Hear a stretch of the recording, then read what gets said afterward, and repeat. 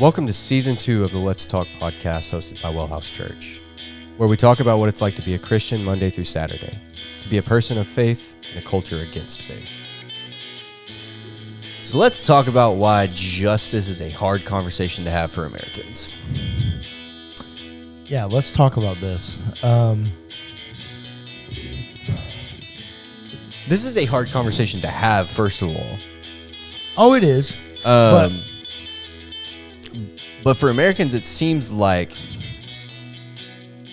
anytime you bring up the word justice or things related to justice, equity, inclusion, diversity, it's like anytime DEI comes up, Americans shut down. Oh, not all Americans. Not all Americans. The majority of Americans shut down. Yeah. Why? For lots of reasons. Oh, no, there's one. No, there's lots of reasons one. here.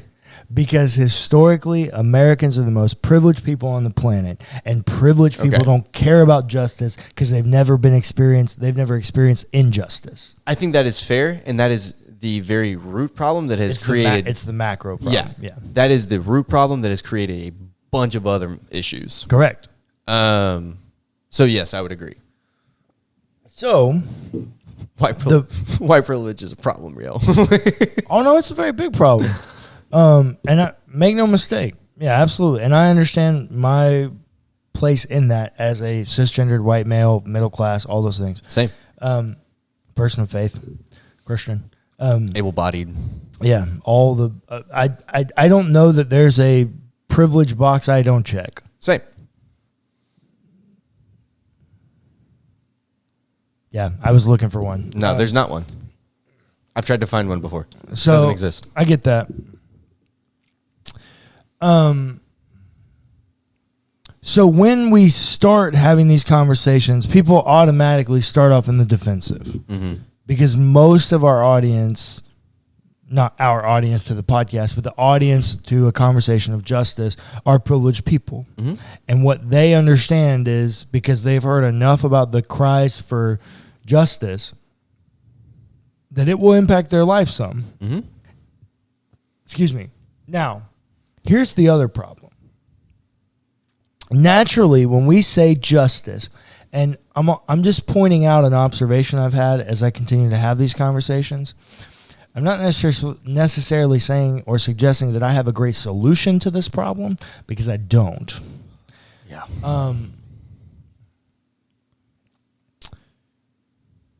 When you say justice, they do not hear injustice to a vulnerable people. They hear justice system. They hear the justice system. They hear criminal reform. They hear, oh, you want to help criminals, which I understand is a privileged way of reading that word or interpreting that word. But that's just how they're doing it.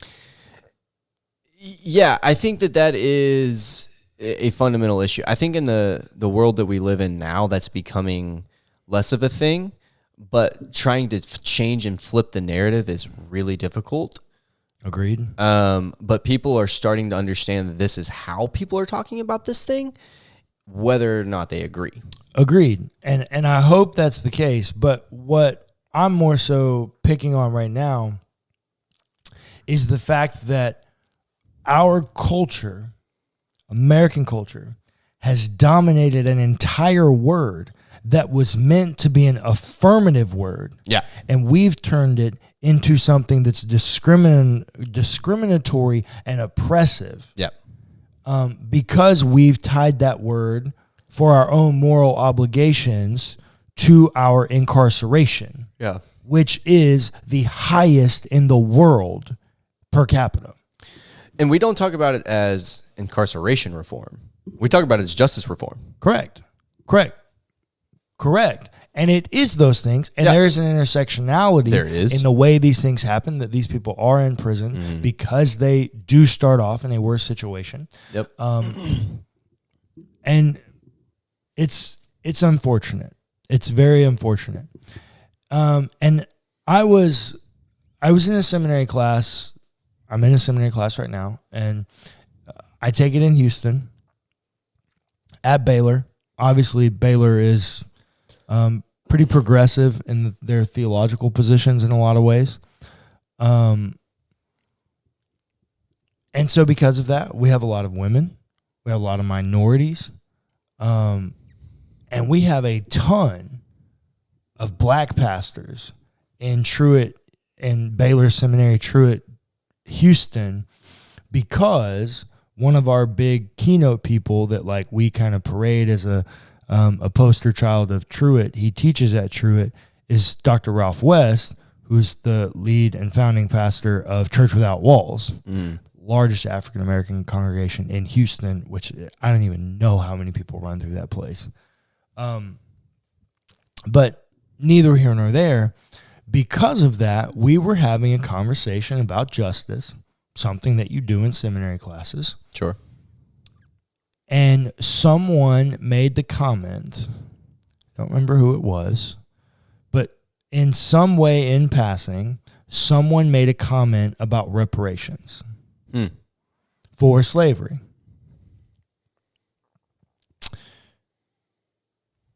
Now, remember, white dude, all the privilege in the world. Yep. Having a conversation that historically I do not speak on. Yep. Because that ain't my place. Nope. Absolutely not. My family has done enough damage. My people have done enough damage in this front. That ain't my arena to open my mouth. People that look like us should keep their mouth shut. Agreed. And so historically, I don't speak.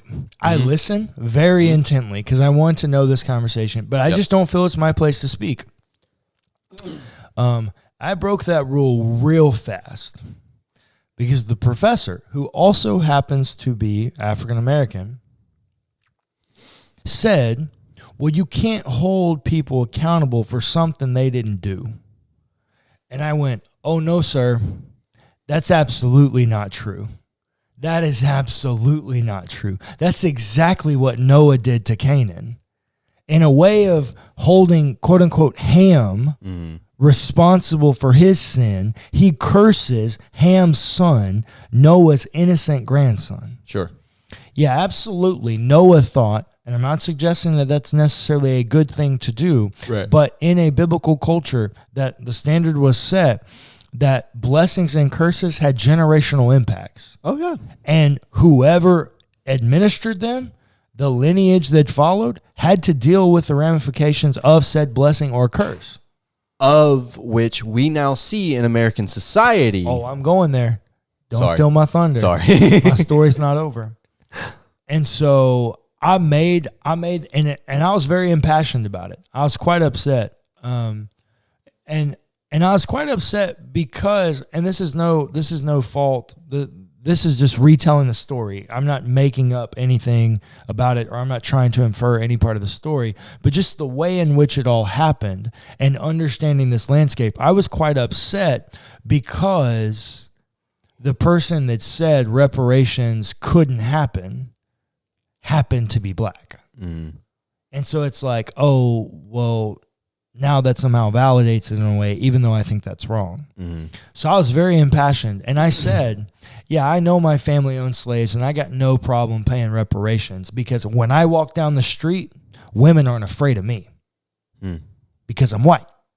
But when you, and I pointed at some other African Americans in the room, walk down the street, there are women that are afraid of you. And that's because of slavery. That's for no other reason. That's because of slavery and zoning laws and all of the ways in which we've oppressed them and tried to keep economic growth and expansion out of their communities in order to keep them in Jim Crow laws, which still exist in the state of Alabama and Mississippi. Don't think those laws don't still exist. And we have versions of them in Texas. Yes, when we are talking about conversations of justice, it is unfortunate that that word has been robbed from us in our American culture because we've tied it to retributive justice in our system. A way that you should think about, so I guess we should probably define retributive justice and restorative justice. We did it last week, but we should do it here again. Retributive justice, you should think of when Jesus says an eye for an eye. Yeah. Yeah, absolutely. If something happens to you, reparations must be made. Retribution must be had in order to make amends. Yep. The problem is, in retributive justice, if you steal something from me, I get it back. Yeah. Right? But it's not necessarily apples to apples. For instance, since we are having a conversation of justice, and I have been so hard on the way in which we oppress African Americans in this country, I'll continue with that theme. Cocaine and heroin, the exact same drug. They are the exact same drug. The only difference is the medium in which you take them and who takes them. Where is heroin most popular, Clayton? In African American communities. And what socioeconomic status of African American communities? Lower. And where is cocaine popular? Rich white people. Rich white people. Oh, specifically rich white men. Correct. Yeah. I think that's really important to point out that it's specifically more common with rich white men. And why is that important? Because Why is that an important distinction to point out? Because rich white men control what? money. Everything. Yeah. And Which so, means if they control money, they control everything. correct. Yeah. So I bring this up. Heroin and cocaine are the exact same drug. In theory, You should have the same sentence. they should be penalized. They're both Schedule 1, possession group 1 substances. They should be penalized at the same rate. They are not. Nope. Which one do you think would logically be worse because it costs more and has more economic growth? Cocaine. Oh, yes. But it's not. But it's not. It's It's the correct. inverted one. The one that is most prominent among poor minority communities has almost a double the sentencing rate that its cocaine counterpart, which is popular among rich white men, has. Yep. That's injustice. Absolutely it is. That's a problem. That's Yep. Jim Crow. Yeah. That's oppression. That's what we're talking about here. Yep. And unfortunately, these words are interconnected. Like the way they're using justice is every bit as tied to the way that we're using it. The problem is that word has been hijacked from us. And so when we come to it, when we as Christians want to have a conversation of justice, we approach the conversation starting out behind the eight ball. We already start this conversation in a disadvantage because the only language that we have is twofold. If you want to come at it from a biblical perspective, which is the only way I think you probably should if you're a Christian,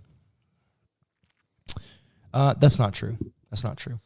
But I do think if you are a Christian, there's plenty enough places in the Bible to support a restorative justice element, which absolutely the Bible through and through affirms. Yeah, absolutely. But there's also a lot of like neuroscience and other scientific fields that I think help this conversation specifically. Yeah. Anyways, long story short,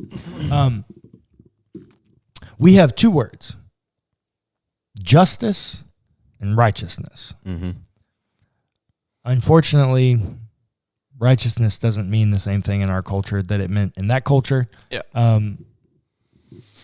And so we really are left with justice. Right. But we are thinking about it naturally in a retributive way. And because we're thinking about it in a retributive way, when we think justice, we think criminal. Which really hampers it when we say it, because I don't mean criminal. Right. I mean vulnerable. Right. Unfortunately, in America, those two find themselves to be synonymous. Yep. Which is part of the freaking problem. Yep. Golly. I hope this is flowing well. I feel like it's flowing well in my head. It definitely is. You're making a lot of sense. I think I want to stop real quick, though, and this is not meant to be a triggering conversation. Oh, no. This is meant to be a conversation of just what we see and why we think this is a hard conversation for Americans to have. This is not to point fingers. This is not to make people feel bad. However, this is what we see. Correct. Well, and we're going to next week, or I don't know if I'm going to do it next week or in 2 weeks, but in an upcoming episode on this series, we're going to look at a couple of different Bible passages and the ways in which the Bible itself commands justice. Right. Which I do think will be helpful for people to see the Bible in action that way. One example is in the law, the Old Testament law, if you owned a field, you were not allowed to glean, quote unquote, harvest the edges of your field. There were strict rules about how much of your field you were not allowed to take because the poor needed it. Now, there's a little bit of difference. And I will say, I'm not sure how much I think there's something to this, but it's definitely worth exploring. You already have workers there. Yeah. The law could have said, go ahead and harvest it and give it to them. It didn't. The law said, leave it for them, meaning they got to come work for it. Right. When you get to the New Testament, people are living according to the common purse in Acts. Right. It doesn't seem to be that work for it kind of mentality. But then in Thessalonians, Paul says, if you don't work, you don't eat. Right. And so the way in which the restorative justice elements, what I personally take away from that is they're contextual. Yeah. Just like the contextualization of theology, contextualization of everything and anything. They're contextual. There's no necessarily one right way to do it, but there is absolutely truth in saying that justice, restorative justice, must be made. And so, in these conversations, what would restorative justice look like? First and foremost, let's make the penalty for coke and heroin the same. Number one, get rid of anything related to Jim Crow. Any still things that still exist.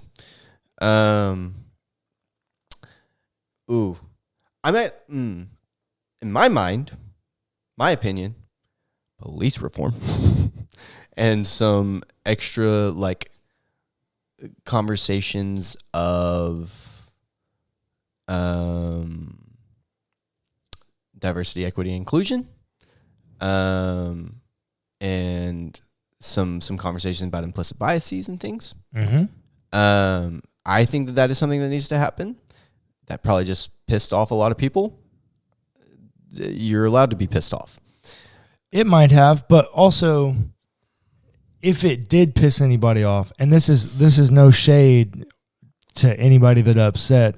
Our goal here is not to upset anyone, but it is to say, and not to be too rude or forward with this, maybe check your privilege.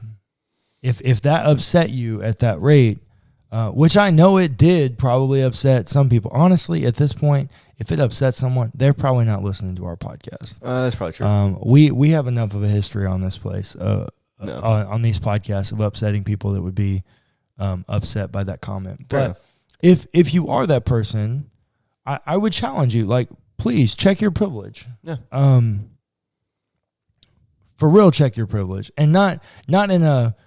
Because, we'll get this too. Well, I'm black. Okay. Well, yeah, I met a lot of black people that had black skin tone, but golly, they were more white than I am. Yeah. And yeah, there's lots of ways that these things play out. But for me, Kanye voted for Trump. golly. He said that. Clayton said, I didn't say that. Come on, that was a joke, and it was funny. But Jesus is king.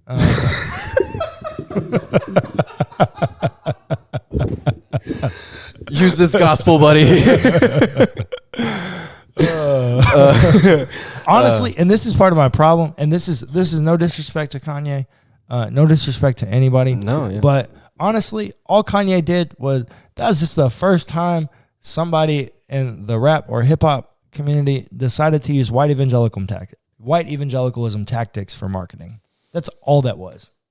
And he sold it to a bunch of white people. Yeah.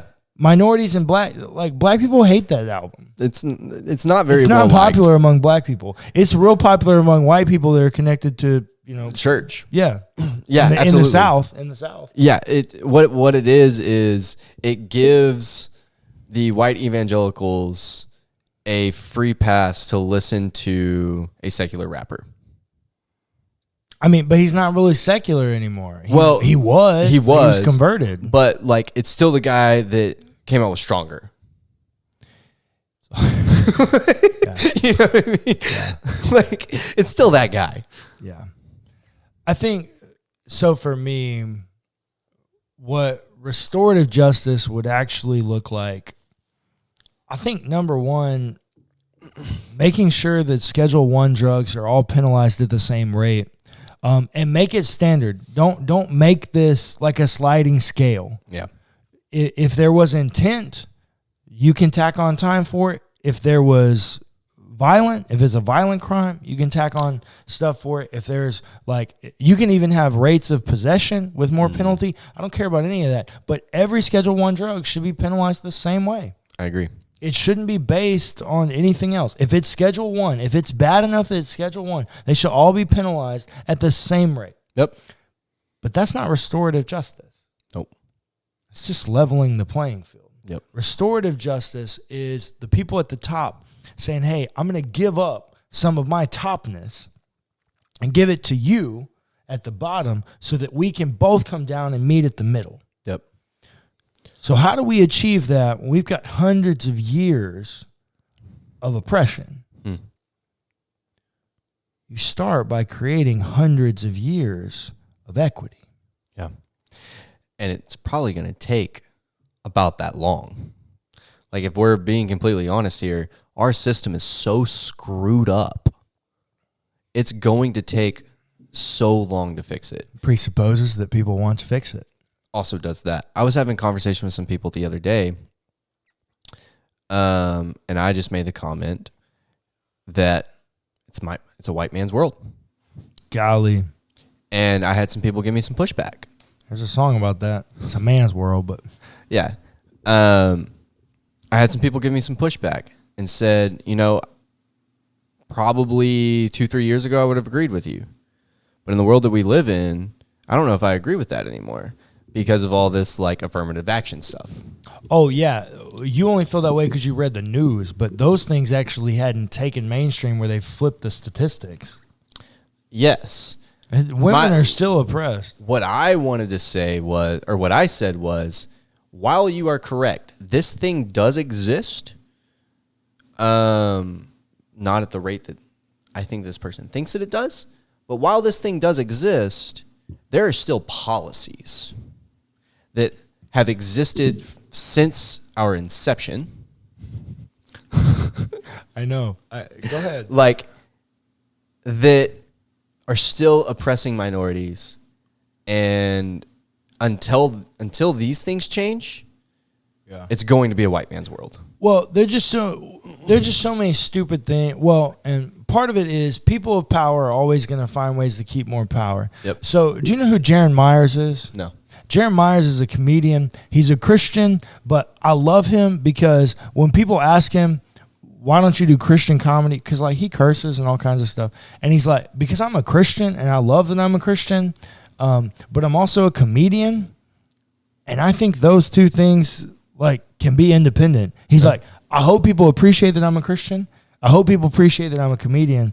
And I hope people appreciate that I want to kind of keep those separate. I don't have to do this Christian commingling thing in every element of my identity. They're not mutually exclusive. They're not. But anyways, so I love Jaron. He's funny, just in general. But he does a podcast and just finds random funny stuff. And I can't remember what state it was. I think it was Montana. Or Wyoming. But in 1938, this state, whatever it is, one of the states in the U.S., the state passed a law. It was legal to kill a Mormon. If you found a Mormon, you could murder them. And it was legal in this state. to murder a Mormon. No. Clayton, do you know when that law was repealed? God, I don't want to know. 2012. No. 1976. Yeah. Golly, Clayton. Our mother was born. Our mother was alive when it was legal to kill a Mormon in a state in the U.S. Is it still legal in Texas to kill someone? If they kill your dog? If they kill your dog or stole your cattle? I don't think so. Yeah, like that used to be a thing. That was a thing, man. Look, here's the deal. Society's evolving. Yeah. And I think it's important to continue to have these conversations around justice. We're not going to solve the problem with one conversation. This has been a problem for hundreds of years. We're not going to solve it overnight. But golly, if we never talk about it, we'll never solve it. Thanks for listening to the Let's Talk podcast hosted by WellHouse Church. Be sure to give us a rating and a review if you enjoyed the episode. It's free and it helps us immensely. Also, feel free to check out our other podcasts.